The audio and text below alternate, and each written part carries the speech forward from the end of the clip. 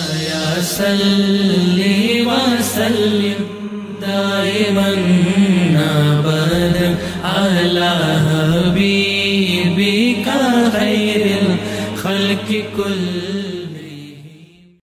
جی السلام علیکم ورحمۃ اللہ وبرکاتہ. علامہ حافظ قاری محمد مقصود رضوی چشتی دامت برکاتہم العالیہ صاحب، آپ نے مجھے نصیحت فرمائی ہے کہ آپ سکول کے مسئلے پر نہ بولیں، کالج کے مسئلے پر نہ بولیں. دیکھیے میرے محترم المقام، میں تو ہر ایک سے پیار محبت سے بات کروں گا، خواہ وہ میرے نظریات کے مخالف بندہ ہو یا وہ مجھے کچھ بھی سمجھتا ہو، کیونکہ ادعو الی سبیل ربک بالحکمت والموعظۃ الحسنہ. تو میری جناب سے عرض یہ ہے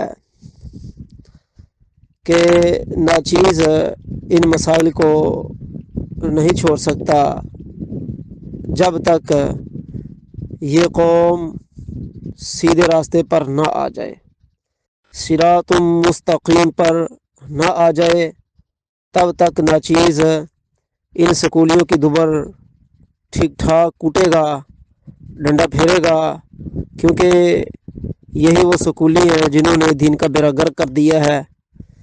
اسی سکول نے اسلام کا بیڑا غرق کیا ہے، اسی سکول نے قرآن و سنت سے لوگوں کو دور کیا ہے، اسی سکول نے معاشرے کو یورپ کے طرز پر ڈالا ہے، اسی سکول نے والدین کو اپنے بچے یہودی اور عیسائی ان کے طرز پر بنانے پر مجبور کیا ہے، اسی سکول نے مسلمانوں کو ان کے زیور تعلیم سے جب وہ راستہ ہوتے تھے اس کو چھین کر تعلیم یورپ سے راستہ کیا ہے.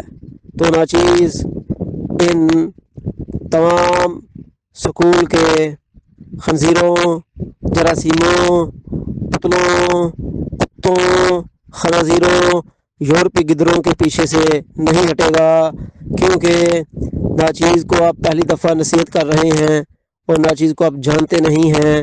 اس لیے آپ کی نصیحت ہم نے سن لی، لیکن یہ نصیحت قابل قبول نہیں ہے. جب تک یہ کتے، خنزیر، سور انسان نہیں بن جاتے، اسفل سافلین سے نکل کر اشرف المخلوقات کی طرف نہیں آتے، تب تک انہیں ہم وہی کہیں گے جو قرآن نے کہا ہے کہ ہم شر البریہ، یہ مخلوق میں سے سب سے بدتر ہیں، یعنی یہ خنزیر سے بھی بدتر ہیں، سور کی اولاد سے بدتر ہیں، کتے کے بچوں سے بدتر ہیں، یہودی کے بچوں سے بدتر ہیں. ہم شر البریہ، یہ کافر، یہ بے ایمان جو اسلام قرآن کو دھوکہ دے رہے ہیں، یہ سب سے بدترین مخلوق ہیں. قرآن و سنت کے خلاف سکول کی تعلیم کے اندر ہزاروں کروڑوں کفریات موجود ہیں. اشرف تھانوی نے ایک دو کفر کیا تو اس کے کفر کو لے کر علماء حرمین طیبین نے کفر کا فتویٰ دے دیا، باوجود اس کے کہ وہ یہ کہتا رہا کہ میرا یہ مراد نہیں، میری یہ مراد نہیں، میری یہ مراد نہیں. یہی حال دیگر قاسم نانوتوی، رشید گنگوہی، سر سید سبھی کا تھا. وہ یہی کہتے رہے ہماری مراد یہ نہیں تھی، یہ نہیں تھی، یہ نہیں تھی، وہ تھی. لیکن جب ان کے عقائد و افکار اسلام قرآن سے صراحتاً ٹکرا گئے تو علماء نے اپنے علم کے مطابق جو اللہ کی طرف سے حکم تھا اس پر عمل کرتے ہوئے ان لوگوں کا قلع بند کیا اور سر قلم کیا. لہٰذا آج کے دور میں میرا یہ سارا معاشرہ میرے قرآن کو چھوڑ کر، حدیث شریف کو چھوڑ کر، فقہ کو چھوڑ کر، یہ قرآن، حدیث، فقہ کو اولڈ ایجوکیشن سمجھتے ہیں، پرانے زمانے کی تعلیم. معاذ اللہ اس کو گالی بنا دیا گیا ہے. جو اس اسلامی تعلیمات کو جن لوگوں نے گالی بنایا ہے، میں ان کے سکول کے کتوں کو گالی بنا دوں گا. اور میں یورپ تو ہے ہی جاہلیت. اللہ پاک نے قرآن مجید کے اندر اس جاہلیت کے بارے میں بار بار ذکر فرمایا کہ تمہارے پاس قرآن روشن دلیل آ گئی، اب اس کے ہوتے ہوئے تمہیں کسی دوسری تعلیم کی ضرورت نہیں۔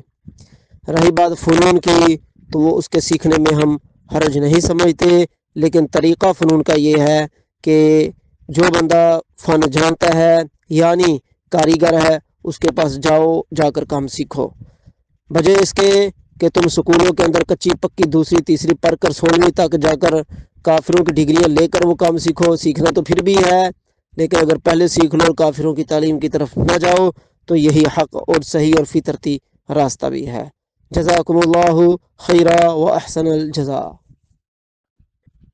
مولاي صل وسلم دائما ابدا على حبيبك خير الخلق كل